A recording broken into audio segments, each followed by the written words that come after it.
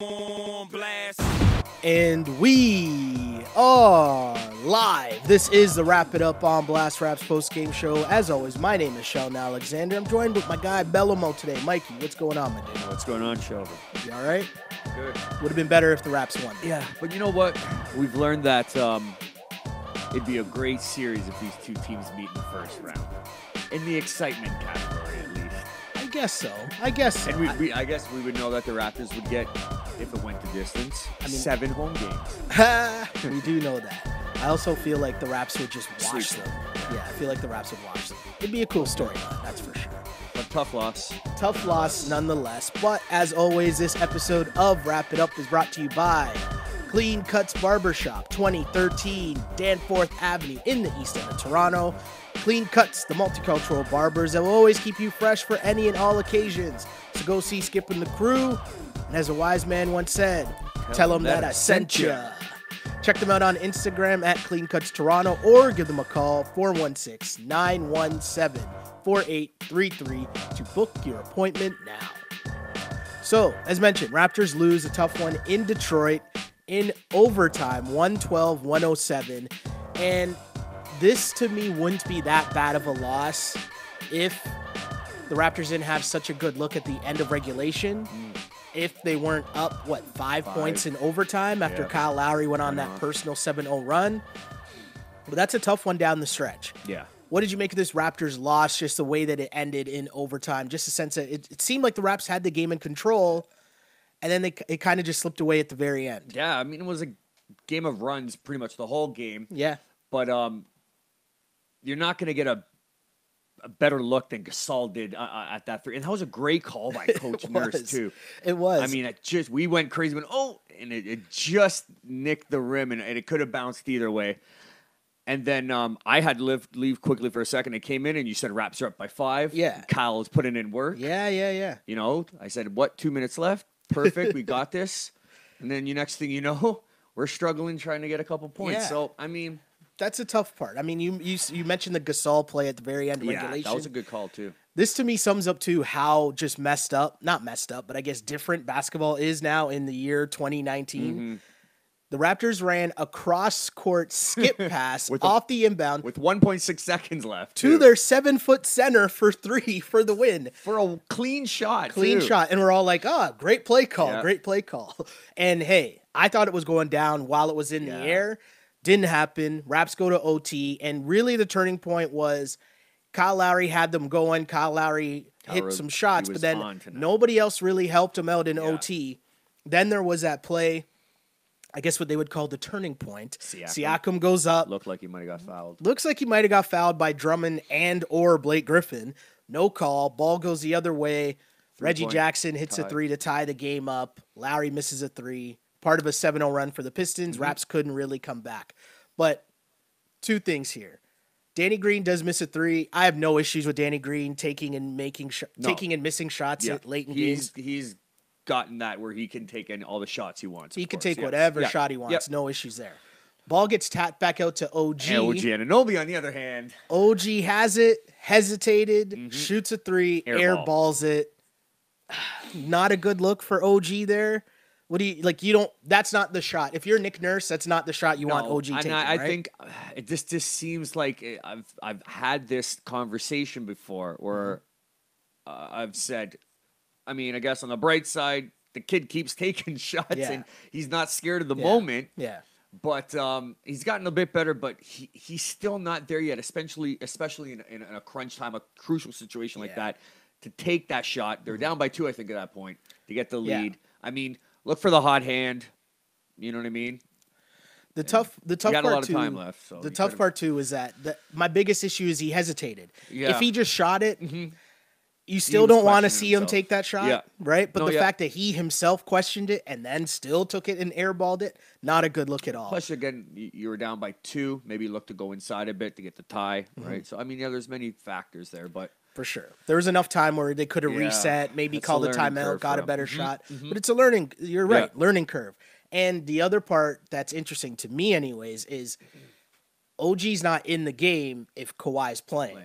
Right? So there we come back to this Load management. favorite conversation, Kawhi Leonard load management. Before we start this, guys, I want to remember, and I want you guys to remember that. Yep. A few weeks ago, Yep. I asked Sheldon. It was just before the All-Star break, if I'm not Sheldon. mistaken. Yeah, after the All-Star break. How many back-to-backs they have? I think there was 2. I said, how many games will Kawhi miss? Not to injury, due to load management. I gave you an over-under, I think, of 6. Yes. You chose the under.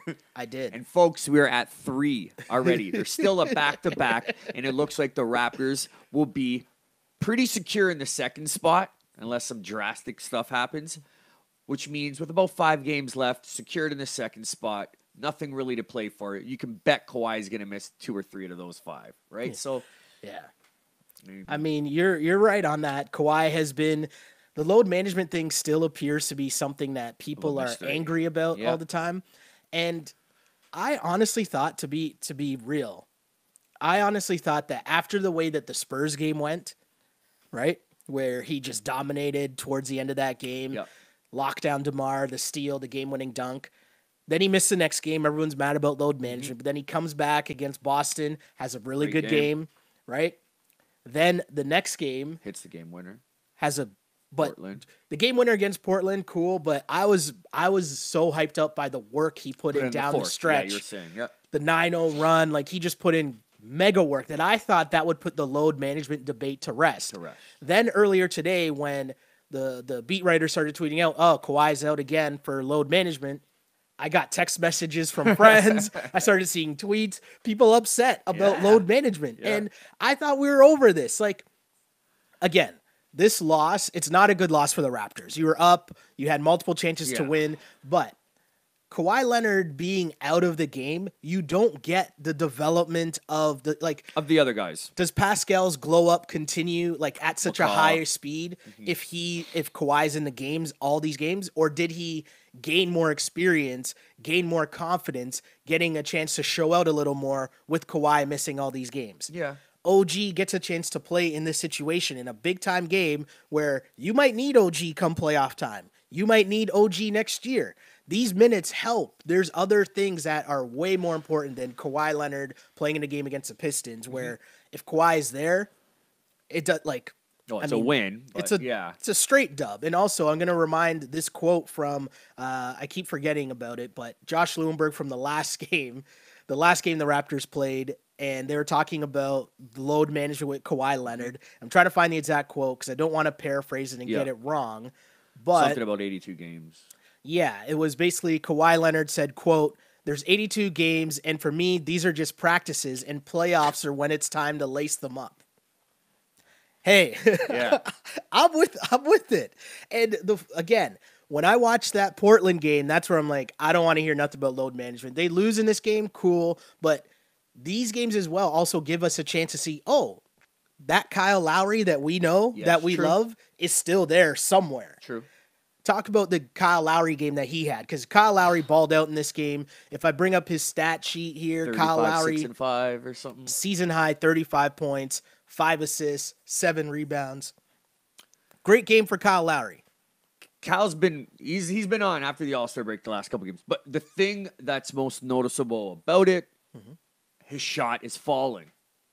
See, in the game of basketball, when your shot does not fall, a lot of people don't see the stuff off the ball. Yeah. Kyle still always does the stuff. He still takes those charges. He still dishes the ball. He still gets his big man involved. Yeah. He still hustles. Yeah. Right? He's still doing all that. His shot's falling, and we're getting games like this. And it's what we've been talking about from way before as you've well. Been saying just it the whole time. The confidence, the fact that we need to see Kyle shooting the ball with confidence. And when you see that, everything else is fine. And I don't know if someone said something to Kyle Lowry during this game. I don't know the fan? I don't know what it was, but all of a sudden, midway point in this game, Kyle Lowry just went off. Turned it on, yeah. Yeah, like I don't know if okay, first off, if we break down what actually went on in this game, just in terms of Pistons were up early, Raptors cut it to a 3-point game at half. They were down 3 at half. Kyle Lowry basically forced his way to the line, kept the Raptors in the game when really they didn't deserve to be in the game because they didn't play well in the first half at all. The refs were terrible. Nothing was good. Raps started out on 11-0 run. In the third. right after all the technical fouls started happening, Danny which Green, Pascal. exactly, and Controversial, but yeah. they were bad calls. Yes. But the one thing about Siakam getting the tech to me was the refs aren't going to take stuff from young bucks. No. Vets are going to have a lot more Danny leeway. Green's a different story, yeah. Yeah, you're not going to MF a ref. And what it looked like, guys, I think the ref might have thought that he bounced the ball to him Danny in an Green threw the aggressive ball. fashion, Yeah. right? And which he didn't. You could hey, tell Danny was shocked. And the refs were terrible on both ends of the floor. Yeah. The refs were terrible for both teams. They were really bad for the Raps at one stretch. But whatever happened, after all those texts, the Raps went on this crazy run. Kyle Lowry hits a three. Then next time down the floor, Gasol hits a three. Raps came back. They had the lead. And Kyle Lowry was talking mega smack to everybody on the court, to the fans. Yeah, like you wanted a Malice at the Palace part 2. That's the Kyle Lowry that, probably haunts Dwayne Casey seeing him on the other side. Kyle Lowry that all Raptors fans want and love. Yeah. So my point, though, is Kawhi Leonard being out also gives us a chance to see, that Kyle Lowry still exists. Yes. It still gives him the go. Yes, and true. so all I care about is when Kawhi Leonard plays, does he put in work? Yes. And And he yes, does. he ticks those boxes. I Yes. mean, the other day they're talking about on the show I work on, there in our production meeting, they were talking about who's the Raps MVP. They're talking about Siakam, and I'm sitting there like, guys. No, let's Siakam's slow a great down. story. Yeah, it's a cool story. Siakam's our most improved player, just like he's the most improved player in the Yeah, league. like cool. Kawhi Leonard has 7 game-winning shots that leads the league. Kawhi Leonard has 28 points per game. Kawhi Leonard has put in work. Kawhi Leonard's our Leonard MVP. is balling Yes. at career highs, points and rebounds. Even though this he's missing, season. honestly, it seems It's like his it's got to be 13th one out of every 4. So here's the 5? thing: this is his 12th game he's missed for one out load of every management. 4 games. 6 games he's missed for injuries. Okay. Right. So the Raptors now are 13-5 without Kawhi Leonard in the lineup. And like you said, I know you said it's the process. It's all about the playoffs. I agree with you. The one thing the one thing I disagree with about the Kawhi Leonard load management is the games at home. For our You want him to play fans at home. that want to pay the top dollars, as the Raptor ticket prices are now top dollars, to bring their kids to see Kawhi that one game a year and they miss it. But this is what Kawhi wants. Masai knows this. Alex, he knows this. Yeah. Coach Nurse knows this. And guys, if this helps him anyway decide to re-sign, because not that he wants to do this and just float, but he knows he has the trust and he likes that they can agree on something. Yeah. No one will care about these load management games. No. When he's on the podium talking about why he signed a 5-year deal here, right? Exactly. So, I mean, right now it seems like that, but if it helps in any way, it won't really matter. I mean, either way, Raps put up a solid game. I also think an important part of Kawhi Leonard resting is you want to see Marc Gasol gain more confidence with his new team, gain more chemistry. And I know that, yes, you need to figure out chemistry with Kawhi too. I understand that. But first, he needs to just get more confidence in terms of taking more shots. And being more of a leader. More of a leader role too. Crunch time minutes, who's getting the last second shot. But did that all of those things matter though. Smaya, is that now the end of Ibaka? Ibaka got 20 minutes today. Yeah, I mean, we'll get into that. We could talk about it because I think here's my thing. Marc Gasol just brings so much more to the table. Of course. I think defensively, he's so underrated in terms of the pick and roll defense. The stuff he does off the ball, Yeah, stuff he does off the ball. The passing is such another big thing, especially in these games when you don't have Kawhi. Marc Gasol's another facilitator who can create a play, create a basket. What I wanted to see a little more in this game was them dumping the ball to Gasol a little more. I mean, he didn't shoot well. He was 2 for 10 in this game. I think in overtime he had a couple little plays like that. Yeah, but he was playing away from the basket. Yeah, he was 2 for 10 from the floor in this game, but still had 13 points, 8 rebounds, 5 assists. And I'm pretty sure over his last 4 games, he's averaging around 6 assists per game. He's getting more comfortable. So adding that into the starting lineup, I think, is much more valuable. Whereas Serge, in his 20 minutes, still had 11 rebounds. He had 9 of those in the first half, though. Yeah. So he went off in the first half, and then, which is what I've been a proponent of is, I want Gasol in the second half and in crunch time, and that's what Nurse did. It's interesting, right? yeah. Because I think Ibaka's minutes, he went way down in the second half. It's also right? just tough because in a close game like that, once Gasol comes back in to close out the fourth quarter and overtime, the chances of Serge getting back in the game probably aren't happening, right? But yeah, I think Gasol now, especially after the last game, you saw how great that starting lineup worked with it after the Portland game. That, hey, I don't know, something drastic might have to happen for you to take Gasol back out of the starting lineup. But especially in the playoffs. Yeah, I just think with Kawhi not in, you want to feature Gasol a little more. And if you look at the shot attempts, Kyle Lowry took 24 shots, Pascal took 20, and then you have Gasol at 10, the same amount of shots as OG. Yeah. Right? Like, I feel like you want to up that a little more. Yeah. There's times where the Raptors offense stalled. OGs, Just dump it down to Gasol and for when possession. VanVleet comes back, and of course with Kawhi in there, that definitely would be a change. Let's get to some comments, though, because there's lots of people coming in guys? on Instagram. Someone says, So De Niro on Instagram says, I wish I could slap OG in the face right now. 5 to the face. I'm cheese.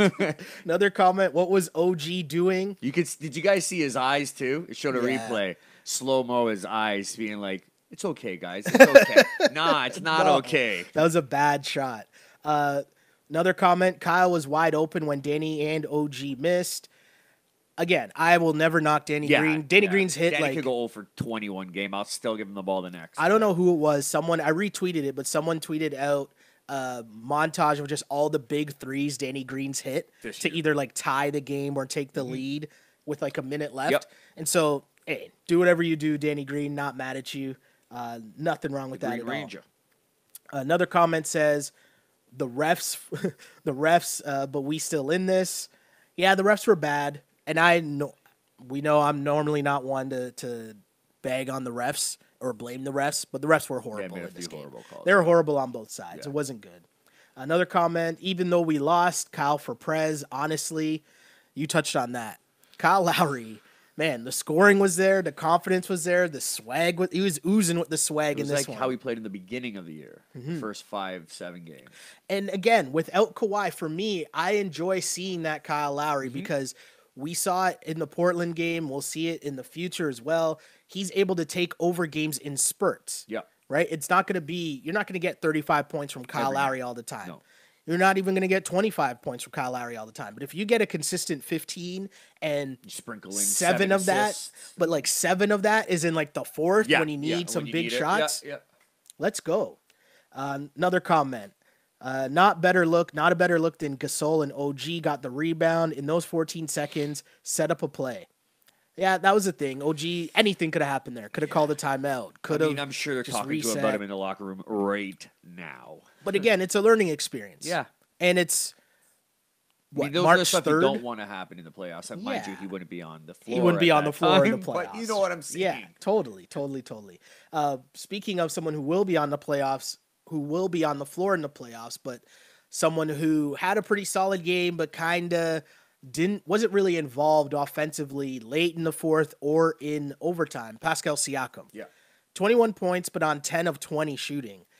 I mean, I'm not big on 20 shots to get you 21 points, but whatever, 21 and 9 and 5 at the end of the day. Pretty good game for Pascal. You need his scoring when Kawhi's.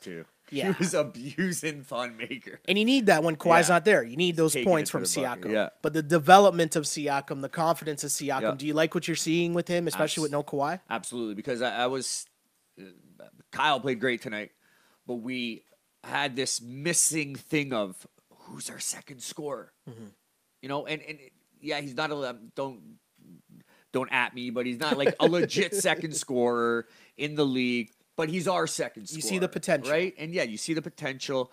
And, on any given night, he can give you 20, 25, and it's just the perfect amount where it doesn't take too much ball away from Kawhi. And you still get Gasol some of his and Kyle some of his. It's a perfect second scorer for us. Yeah. You know what I mean? And a couple months ago, we had no idea where it was going to come from. And we got it internally. Here's my thing with Siakam, too, as his development continues right before our eyes and his scoring numbers. He's putting up, I want to say, like 20 points per over his last 10 or 11 games. He's been doing a really good job. But my thing I urge people to pay attention to is how Siakam is successful.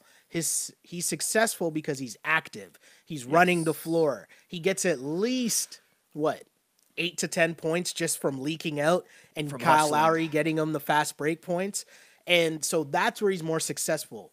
Not that I'm saying it's an issue. I just don't think that his game is developed to this point yet. But too often, he sometimes, like when the ISO ball comes in and he's trying to take the guy one-on-one. He'll shoot the ball so hard, it'll go so high off the backboard because he's just got so much energy. Yeah, he's I just get what forcing you're saying. shots, Yes, right? yes, And that's he's where it's all like energy. you don't need to do that. You don't need to He force needs to those calm shots. down, Yeah, just create a relax. better shot. Within the offense, you get enough shots. Kyle's always looking for you on the fast break. Yeah.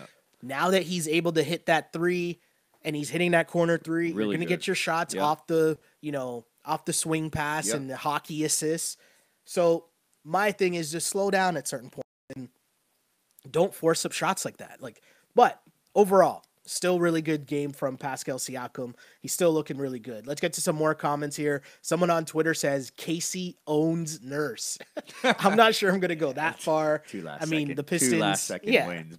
Both two times. tough wins. The Pistons are 2-0. Raps have one more game. That's the way karma works, guys. That's the way karma works. It's just that's what it is. And hey, credit to the Pistons. They have been playing great as of late. Pistons now are what? I want to say they're 8-2, 9-2 in their last 11 games, something like that. Yeah, but they're 500 and they just squeaked into the sixth spot. Yeah. Passing Brooklyn. Credit to them. They've been playing well. Casey has been playing well, and credit to Casey's Brooke Lopez. Wow. Blake Griffin. I don't know why Brooke Lopez got in my head for some reason, but Blake Griffin is putting up like career highs this year. He's having a great year. You haven't seen him put up numbers. He's averaging, I think, like 26, 8, and 5. There's a good move to Detroit for him. Casey's found a way to use him that he's like totally involved in every offensive possession. I like the way that there's a little chip on their shoulder to this team, right? Like they don't really back down. They might not be that good, but there's some toughness. They know who they are. Yeah. Right? And Casey even said it. He says, we're a team building. Yeah. Right? Yeah. And anything that happens beyond that building is a bonus for us. And so when you don't have that pressure, you just play. Yeah. And he's got him playing great right now. And for him to get them to the playoffs, and if they end up in 6th, that's massive for them in his first year. If they could play Indiana, I mean, that could be a toss-up. Right? Yeah. Totally agree. Great job for Coach Casey. I'm a Coach Casey guy. Coach Casey's great. I know Casey had his flaws with Toronto, and I'm not alleviating him from any of that, but I just think Casey did such a good job in maximizing the roster that he had in Toronto in terms of maximizing what he was able to get out of Kyle Lowry and DeMar DeRozan. So to see him do the same thing with Blake Griffin, he's definitely a good coach. That's how you know it's not fluke. It was no fluke. There's also just levels. Same thing. Yeah, there's also just levels to it. From going a good solid team, stabilizing a franchise and an organization, and then there's the next level of trying to win a championship. Yeah. But I always wonder what he thinks when he's watching this Raptors team right now that has Marc Gasol, Kawhi. When they're not playing each other? When they're not playing, he flicks on the highlights, he's watching game tape, and he's looking and he's like... He's human, he's pissed. He's pissed. Of course he is. Of course he is. I would be too, right? Listen, he's in a great situation where he knows his job's stable. I'm pretty sure of that. But when you put in all that hard work, you know what I mean? And then the team on the floor is great. Yeah. And can go to a finals. Of course, it's going to rub them the wrong way a little bit. And I just mean, too, you look over, and Casey as a defensive coach, you look at that team and you say, Green. Danny Green, Kawhi, Marc Gasol. It's like, this is what I wanted all this. And man, if we would have kept them, we would have had Casey and Coach Nurse, right? I wonder too how you think Nurse maybe would have got a job somewhere else. No, I don't think so. Not yet. Yeah, not yet. So we would have had them both for sure. And I do wonder how Casey's pound the rock, every game is so important, would have mixed with the load management stuff. Yeah, I do wonder how that would have went. I have no idea. Who knows how? You're right. Yeah, because he would have been a little bit more harder on Kawhi, I believe. I wonder, but I feel like because it's not like Nurse is just like a pushover. But it's coming from the top. It's coming from the top down, and I wonder behind the scenes what the conversations would be like in terms Coach of Casey and would load talk management. back to Basai in a sense. You can kind of see, you know what I mean? As where Nurse would just Okay, defer to sure. him. Yeah. Yeah. More comments here. This person says, all y'all complaining about refs. They were bad on both ends, not an excuse. I agree with that. At the very end of the day, the refs were horrible for both teams. Yeah. And the Raps had multiple chances, opportunities to win the game in spite of how poor the referees were or in spite of how poor the calls were against them. Another comment. Kudos to Kawhi was playing defense from the bench. I'll say this. I haven't seen this side of Kawhi Leonard this whole season, but there were plays where late in the game, Reggie Jackson, I'm pretty sure it was Reggie Jackson, was shooting a three from the corner in front of the Raps bench, and Kawhi standing up, like yelling behind him. And I was like, okay. I noticed it. I've been noticing it for a few games, not gonna lie. Obviously that big game-winning shot against Portland, he couldn't hold it in. He gave a big fist pump. It looks like he's feeling more comfortable, right? It's going to happen. It's natural, yeah. Mm-hmm. But it looks real genuine, like he's opening up a bit. He's starting to like this. He's starting to, crack in a good way, right? You're gonna see more of that as you get more comfortable, for sure. You're seeing more emotion from Kawhi, which is cool to see. More like just him cheering for his teammates, which is cool to see. And I know these are seem like very basic principles, but when someone's described as a robot and you don't see emotion. Brian Scalabrine was saying what he heard is that Kawhi talks to no one in the dressing room and stuff. You're hearing that these stuff. I think that's blown. I think that's blown these out little of proportion. reports. So as a Raptors fan, you're like, oh no. So when you see even these little things, you're like, this is good. Yeah, it's a good start, right? Yeah, it's totally cool to see. Someone who didn't have too good of a game, as backed up by Alex here on Instagram, who says Lynn was horrible, and OG and Pascal's inexperience really showed in the final couple of minutes in OT on offense. That is actually a great call. Jeremy Lin didn't play well in this game. But he's just a replacement for Van Fleet now. And he's a good fill-in veteran again. That's the one part where the Raps are, where Kawhi Leonard is out. They don't really have the fill-in. Like, they figured it out with Fred. They figured out before when Fred was healthy, he would fill in and things would be all right. But since Fred has gone down, when Norm went in the starting lineup, he struggled. When OG went in the starting lineup, he struggled. And today it was Jeremy Lin, 0 for 8. From the floor, 0 for 5 from 3, 1 point. He was a minus 13 in this game. Yeah. Not a good look. Not good.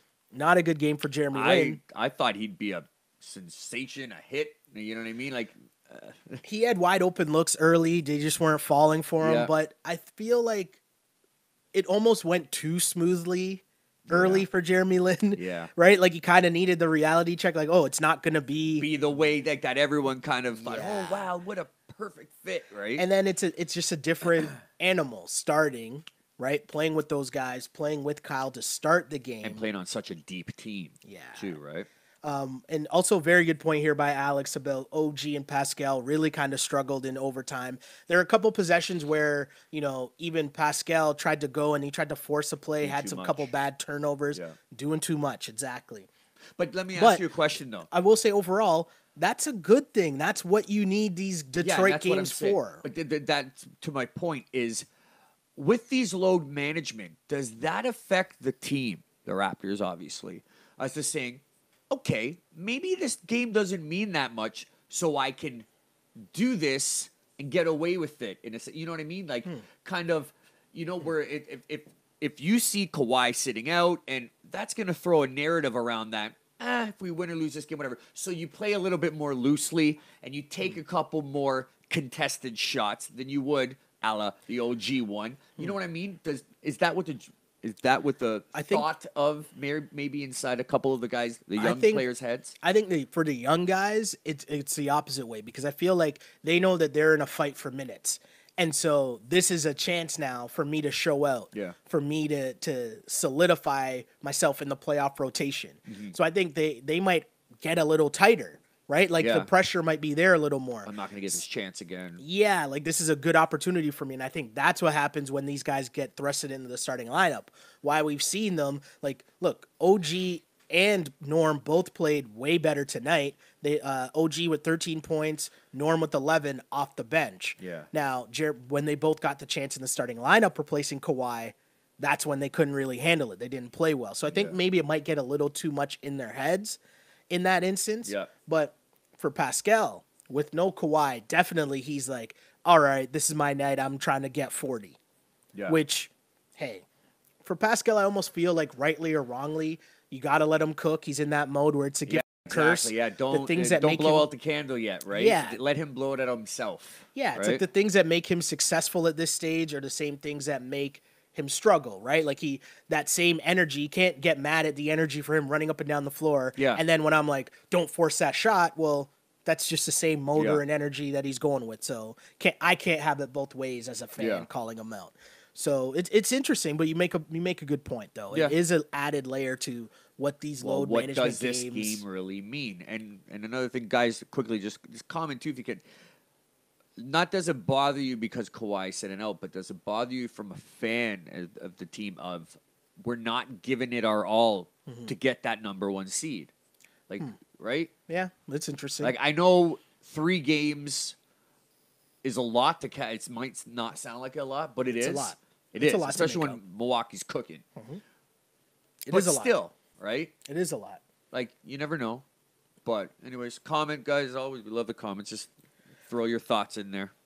Another comment here says, the refs were trash, but we acknowledge it, but it wasn't our fate ultimately. Totally agree there.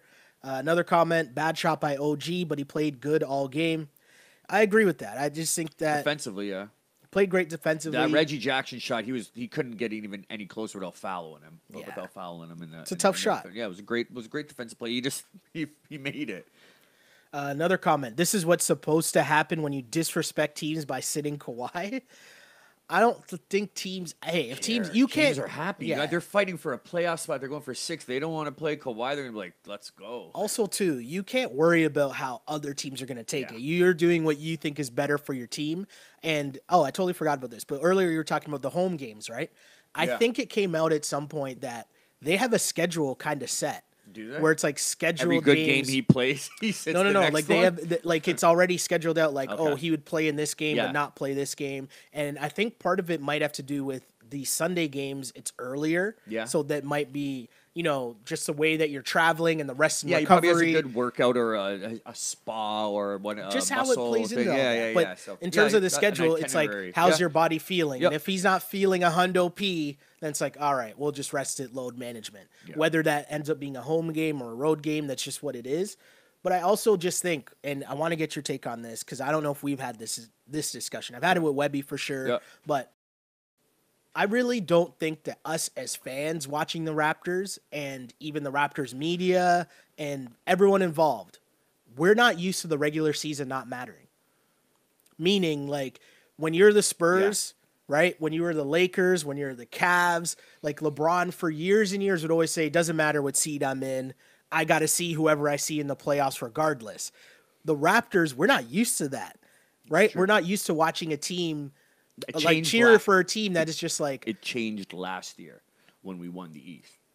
But do you know what I mean? Like, so right now when we're thinking, oh, well, can we get to first or where are we going to fall? Like, I feel like legit organizations. It doesn't matter where we finish, I guess, because there's no LeBron is what you're saying. But also, like, it doesn't we've matter. We've already won the East. We're trying to win the championship. So if I got to see you, I got to see you anyways. That means we made it. Yeah, I've got to see you some point anyway. Yeah, so it's like, hey, can we get to first? I don't know. But it already helps that we've had, right? Like, we've already won a regular season Eastern Conference, like placed first, right? So I mean, there's that. But those things mattered to us when it happened. They did before we had them. Those things don't matter to they don't matter no more. Well, that means you the made old it. Cavs, the LeBron Cavs. Yeah, right. You're right. You're right. Right? No, I get you. So Yeah, it's just an interesting thing where for Kawhi to hear Kawhi say, "Well, 82 games, whatever. Playoffs is when I lace them up." To this organization, we're all like, no, it's Sunday. I scheduled out time to watch them play the Pistons. I want them to win. Right? Meanwhile, Kawhi's like, okay, whatever. Guys, I'm gonna give these guys 40 when I see them in the playoffs. They better hope they don't see me in the playoffs. Yeah, when right? you're with me, you're upper echelon. It's interesting. It's interesting. Another comment. The hesitation killed me. I feel bad for him as an OG. I wouldn't be mad if he took it and didn't hesitate. Yeah, I think we said that earlier. Proud of the boys tonight. Still need some work. We're almost playoff ready. Someone calls me Sheldon, quote, load management Alexander. Hey, I told you, I'll take that. And after watching what I wish I could send this guy the comment, the someone on Instagram Who had is the that? highlights. Diaz, yes. Someone had the clips of Kawhi's highlight reel from the Portland game. Yeah. Just send them that. Yeah. Just because it's that's my argument towards load management. Because he gave them 38. He gave them 38 and just closed out that game. And it's like, yep, that's why I'm okay with load management. As this person agrees as well, says, I don't care if he sits. We need him for a run. Sucks from a standpoint of getting home court through the East. Yeah, that's the only thing. Meh, we Gucci. Yep. That's a perfect comment. It pretty much sums up everything. Shouts to my dude Goodale. Shouts to my dude Goodale if I still see you in there. Kawhi's quote, #real talk. Another comment, that quote will haunt him in the playoffs if he doesn't show up. That's true. My question is, when have we seen MVP Kawhi finals, not show so, up in the I playoffs? mean, it doesn't matter. That won't haunt him because he's already been a finals MVP, right? Here's a good point, and I want to know what you think. Len on Instagram says, I'm all for resting Kawhi. They have to think of load management for Lowry and Green as well, though. What do you think of Kyle Lowry? Balled out tonight. He definitely has to pick up the slack when no Kawhi's there. Is it time to start thinking of Kyle Lowry's load management? Yes, I agree with Kyle Lowry, 100%. If we could do some sort of back and forth, one day Kawhi, you know what I mean? Not one day Kawhi, one day Kyle, but you know, the day you don't want to have both of them out. I haven't thought of Danny Green yet. He looks, I mean, this isn't a knock on Danny Green, but his game is really a catch and shoot kind of game. It doesn't look like he exerts himself into He's the exerting kind of himself game, on defense. The kind of kind of game though that, I mean, for the eye test, the kind of game that Kyle clearly does and Kawhi clearly does. So what? Guilty. I haven't thought of that. I'm sure he probably does need one. I'm sure he will get one. Kyle, I agree with. We don't want that wonky back in the playoffs, right? Totally true. Looks good now. But the one thing with Kyle, I definitely think it's in the cards to give Kyle a rest, but there's two factors. Has he had one load management yet? No, I don't think so. He just missed that run where he was injured. Yeah. The one thing with Kyle, though, I feel like it's probably was in the plans, but there's two things. He doesn't want to do it. Yeah, he's not going to want to just sit out games because that's not Kyle Lowry's MO. That's not the Philly in Kyle Lowry to just like sit out games. But also, with just getting Jeremy Lin and there being no Fred VanVleet, that's a tough position to put Jeremy Lin in. If Kyle Lowry's out of the lineup and now you got to, it's just, Lin and McCaw to basically be the point guard. That's a very tough spot to have the Raptors in. So I feel like that's why we haven't seen it yet. Right now. Give Lin 10 games. Maybe Fred comes back or give Lin 10 games with the team. You just maybe 15. Then it's like, okay, we can ease him. We can give Kyle a blow. And I think Kyle wants that as well. Like, I think Kyle doesn't want to put that. Exactly. You're totally right about that. It's funny. And I did this on the last time we did the podcast too, but I really enjoy the conversations Danny Green has with his teammates on his podcast. I watched the one with Jeremy Lin, and just hearing them talk about Kyle Lowry being like the OG in the room. And just like, they're talking about how like, their practice uniforms, right? So the starters wear one color, the other guys wear another color, whatever. And they're like, oh, well, Kyle just wears whatever he wants. Like, he just wears black and he's got like Kyle just shows up, wears whatever he wants. Sometimes he's wearing like full joggers. Sometimes he's got like a towel on his head. Like, who knows what Kyle's on, but right. And Danny's like, so the guy that was hosting was asking like, wait, is that a thing normally? He's like, yeah, pretty much. Like, you're supposed to wear certain colors, but Kyle whoever the guys are, no, he's like, whatever team you're on, whoever the guys are on the team, they just do whatever they want. So that's Kyle here. And I was like, oh, okay. But check out that podcast. It was a very good listen. Let's see. It's called The Green Room, right? Inside the Green Room. Inside the Green Room, guys. LeBron playoff mode, inbounding the ball off the backboard. What is that? Oh, Kawhi playoff mode, taking us to the finals. Oh, that's just a shot at LeBron. Everyone's piling on LeBron right now, eh? Let's see. This game was a Lowry versus Casey duel. Totally there. Casey showing Nick Nurse he ain't ready for this yet. Let's relax. As we mentioned after the last win the Pistons had, it was like the finals for Dwayne Casey. He's up now 2-0 in his finals, the Pistons right? haven't shown me really anything out of those two games that would make me think any fluke shot of them going. No, winning a round or second round. No, not a chance. No, it's just two good games against us. Here's a question. In past off games. I personally don't think he's played bad. He gets a bad rap, but plays well. Curious what your thoughts are. DeRozan was another story. I'm thinking that question is about Kyle Lowry. Yeah, probably. I honestly think Kyle Lowry, what happened is early Kyle Lowry was the pit bull. Early Kyle Lowry playoffs for the Raptors. He was there. He was doing work. And I think that he just struggled with the grind of the playoffs.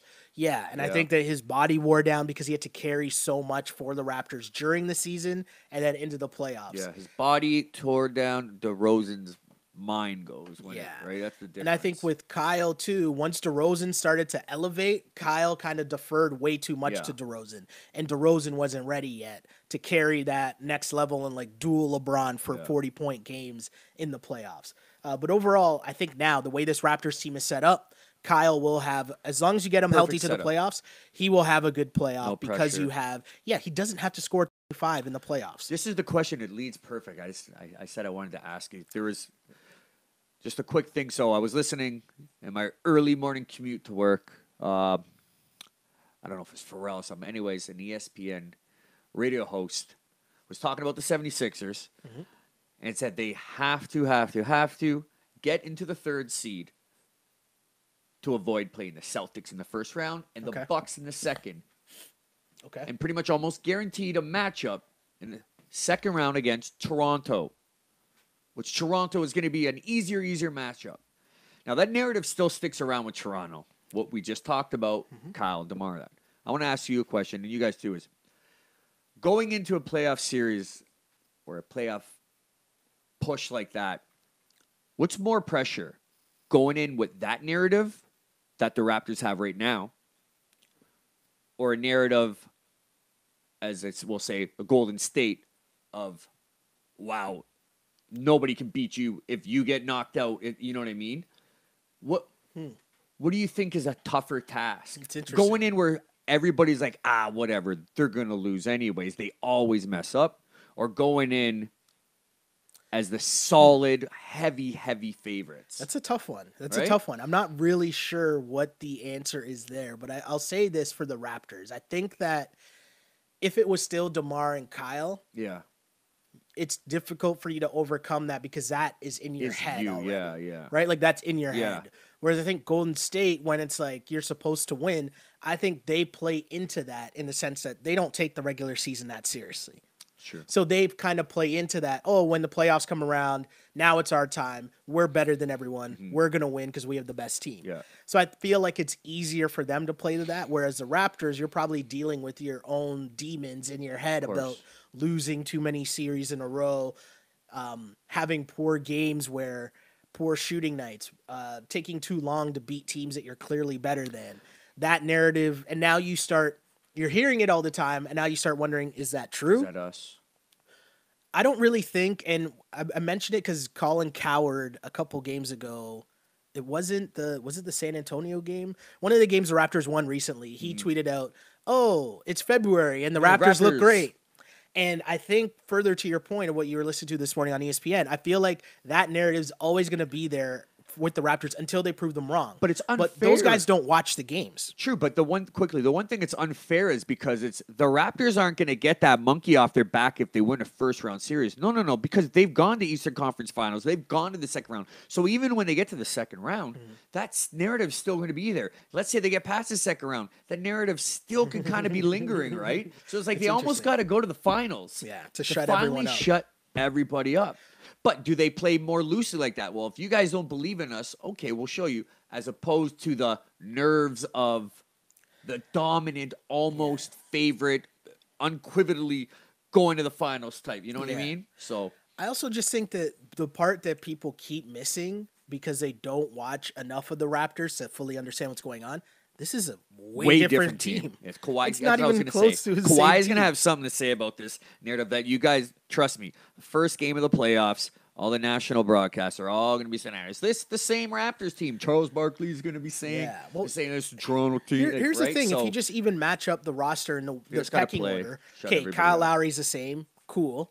Danny Green is better than Norm or OG, whoever was going to be starting. It's only Kyle Lowry. Kawhi is better than DeMar. And right? Gasol. Gasol is better than JV. And new. And then Siakam is having a better season than last year's Serge Ibaka. And it's like a new Siakam. Yeah. So, I mean, it pretty much isn't the same No, roster. not at all. That just carries, it just carries with them because of, this is what Masai did. Masai got rid of this because of that. We know that's what it was, right? And they have a different coach. Yeah.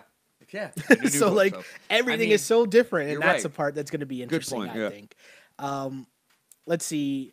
People are having an argument back and forth about something. I don't know. I'm scrolling past that. People talking about how good Nick Nurse is. In the DM. Let's see. Load management with this game equals Kawhi as far away from Zaza as possible. Oh, I said that too. Right? Who is that said that? DJ Raymond. Good comment. I totally agree. Zaza, I said that too. I said, do you think Zaza was in his head today? Yo, as soon as I forgot was Zaza was on comment. Detroit. Yeah. Like, because he just pops up on random teams. I was when he saying that checked to you. I was like, yeah. oh, Zaza, he's in that. Like, yeah. Yo, when Zaza popped in the game, I was like, oh, yeah, no that's Kawhi why. around Zaza at all. That was and good. Zaza kind of mixed it up with Gasol in this game too, and Zaza getting the text. Zaza was like grilling the ref, bumping the ref, got ejected. Zaza was on one, man. That one's comment of the night right there. Yeah, that was like a great comment. Good Zaza, because for those who might not remember, Zaza Pachulia is the one that injured Kawhi Leonard when he was on Golden State. What season would that be? 2 years ago, 3 years ago in the playoffs, where Golden State obviously was running away with the season at that point, but in game one against the Spurs were up 20 plus in that game. Kawhi was cooking the Warriors, and then Zaza did the play where he went up to block Kawhi's shot and slid his foot underneath Kawhi. Kawhi lands on his foot, actually injured. He's out. Can we clap for Zaza? Because if that didn't happen, Kawhi might not be here. I mean, in a weird chain of events, weird way. Right. If he doesn't get injured, then the whole kablaffle doesn't happen, right? So thanks, Zaza. Good comment, though. Zaza Pachulia, man. It's so funny because he's dirty just that players dude. And I'll never forget, too, and I always message my boys when I see Zaza Pachulia because my buddy got married in Cabo like 3 years ago, and it was over All-Star Weekend. Yeah. So there were a bunch of just random NBA players like floating around the whole time we were there, and we walked into a restaurant, and my boy hits me, and he's like, yo, who is that? And I look up, I'm like, Zaza Pachulia? But I said it like out loud and like in that voice. He's eating a chicken souvlaki with some tzatziki, and he's like, hi. It's because I was so confused too, right? Because like you're seeing different NBA dudes, whatever, but then he's like, yo, who is that guy? And I look like Zaza Pachulia? Like out loud, I'm like, oh shit, how loud did I say that? Right? Oh man, so good. Good stuff there. Stuff here, you guys, on this podcast because, you know, tough loss for the Raptors. Again, 112-107 to the Detroit Pistons. The Casey's Pistons are now at 500. They're now in sixth place in the Eastern Conference. They're now 2-0 against his former team, the Toronto Raptors. But we play them one more time. Play them one more time in Detroit. Shouts to all the fans that make the trip down to Detroit. That's a great look. Home game. I think there were 7 busloads of fans that went from Toronto to Detroit. Hopefully next time around, as you mentioned, it's on St. Patty's Day, guys. Hopefully the Raps. That could be a cool little drinking trip, right? Oh, that'd be everybody incredible. That likes to go there. Yeah. I mean, hopefully the Raptors can give the fans a win at that point. But I'm interested to see kind of Raps fans' reactions of losing this game to Detroit, losing to KC again, and the Kawhi load management. Because I'm telling you guys, and I'll keep repeating this for the rest of this season, we're not used as a fan base yet to the regular season not mattering. So, hey, that's cool, but just get hyped up because I want the playoffs to start tomorrow, right? Like, I can't wait for the playoffs, and Kawhi can't wait for the playoffs. Yeah. Masai can't wait for the playoffs. Like, just know that the games that Kawhi Leonard misses, it just provides more opportunities for development, for Siakam, for OG, for Norm. Plus, you're still trying to integrate Gasol into your starting lineup. So there's so much more that needs to be working for that by now we shouldn't be worried about Kawhi Leonard. Because when he's played, he's been as, if not better than advertised. He's been really good. So don't worry about it. One of his best years. If he has to sit games and only play 60 games this year, whatever, man. Cool. Every game's cooking. Get buckets come playoff time. But again, Bellamo, what's up, man? Where can the people find you to get what's going on in between your appearances on the Wrap It Up podcast? You could hit me up on Instagram. Instagram, MikeBello_6. And then please hit me up in the YouTube comments. I love that, guys. Love reading that. The YouTube comments are fun. Fun. Shouts to people on YouTube. Shouts to Jeff Berg, too. Yes, he knows it. He's always commenting there. He knows his stuff. He's a very smart basketball guy. Yeah. Shouts to him. Shouts to everybody else. Some funny comments, some little replies and wars going on in there. Good, smart basketball talk. It's a good little community, guys. It's awesome, too. Like, one of the things behind the scenes for people who might be listening to this or young bucks coming up in the industry or whatever, like, it was a good lesson for me, I'll say, in terms of just how different people listen and putting it out on different platforms, right? Because we do well as a live podcast on Twitter. We do well as a live podcast on Instagram. The numbers on iTunes are pretty good. Numbers on SoundCloud are pretty good. But YouTube, there's like, we're getting plus 2,000 people listening. One of them was almost 5K. Yeah, like months ago. Yeah, months ago. And like, I'll be honest, I get television ratings for certain shows that do equivalent numbers. I'll just say that while I tiptoe around that and try not to get myself in trouble. But the point that I'm trying to make is shout out to you guys for making this a thing, because we couldn't do this podcast without you guys liking and subscribing and sharing to all your friends who are also Raptors fans as we continue to celebrate the best Raptors season ever. And even though they lost this game to Detroit, it's okay, because we know that there'll be a well-rested Kawhi Leonard for James Harden. Ready for James Harden. Tuesday night. Big game there. We'll be. I'm super excited to see that game. That's going to be a lot of fun. So again, my name is Sheldon Alexander. Thank you guys for following me on Twitter, where you get this podcast live after each and every Raptors game at Shell Alexander. Shouts to the people on Instagram at Sheldon Alexander. And again, find the podcast. Just search On Blast Podcast on iTunes, SoundCloud, Google Play, and of course on YouTube. Hit that subscribe button. Greatly appreciate it, because I really did used to pray for times like this to rhyme like this. This is the Wrap It Up podcast. As always, unpolished and unapologetic. Until next time, see ya. Peace. Thanks, guys. On blast.